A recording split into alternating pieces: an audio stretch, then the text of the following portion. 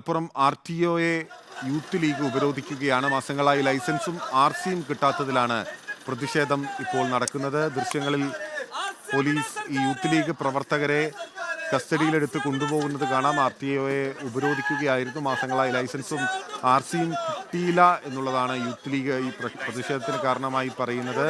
എന്തായാലും police സ്ഥലത്തെത്തുകയും youth league പ്രവർത്തകരെ കസ്റ്റഡിയിലെടുത്ത് കൊണ്ടുപോവുകയും ചെയ്യുന്ന ദൃശ്യങ്ങളാണ് തത്സമയം പ്രേക്ഷകർ കാണുന്നത്.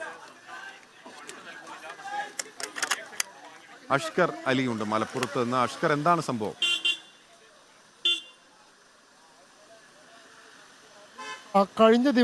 കഴിഞ്ഞ ഏതാനും മാസങ്ങളായി സംസ്ഥാനത്തു നിന്നുള്ള RC ബുക്കിൻ്റെയും അതുപോലെ തന്നെ ലൈസൻസിൻ്റെയും വിതരണം നിലയ്ക്കുന്ന ഒരു സാഹചര്യമാണുള്ളത്. ഇതിനെതിരാണ് ഇപ്പോൾ യൂത്ത് ലീഗ് മലപ്പുറം മുനിസിപ്പൽ കമ്മിറ്റിയുടെ നേതൃത്വത്തിൽ പ്രതിഷേധം ആരംഭിച്ചത്. ഈ പ്രതിഷേധം മലപ്പുറം RTO ഓഫീസിനെ ഉപരോധിക്കുന്ന തരത്തിലേക്കായിരുന്നു പ്രതിഷേധം ഉണ്ടായിരുന്നത്. തുടർന്ന് ഇപ്പോൾ പ്രവർത്തകരെ പോലീസ് അറസ്റ്റ് ചെയ്ത് നീക്കുകയായിരുന്നു. ഏകദേശം 30-ഓളം വരുന്ന പ്രവർത്തകരാണ് മലപ്പുറം RTO ഓഫീസിലേക്ക് പ്രതിഷേധമായി എത്തിയത്. ഈ പ്രതിഷേധത്തിന് പിന്നാലെ തന്നെ RTO ഉപരോധിക്കുകയും ചെയ്തു.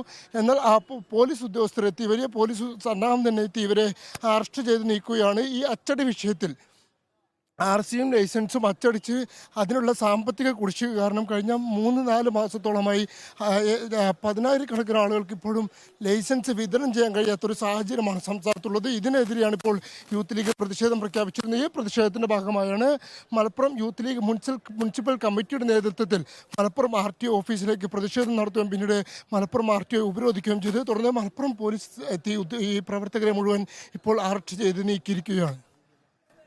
ഓക്കെ, അഷ്കർ അലിയാണ് മലപ്പുറത്ത് നിന്ന് വിവരങ്ങൾ നൽകിയത്.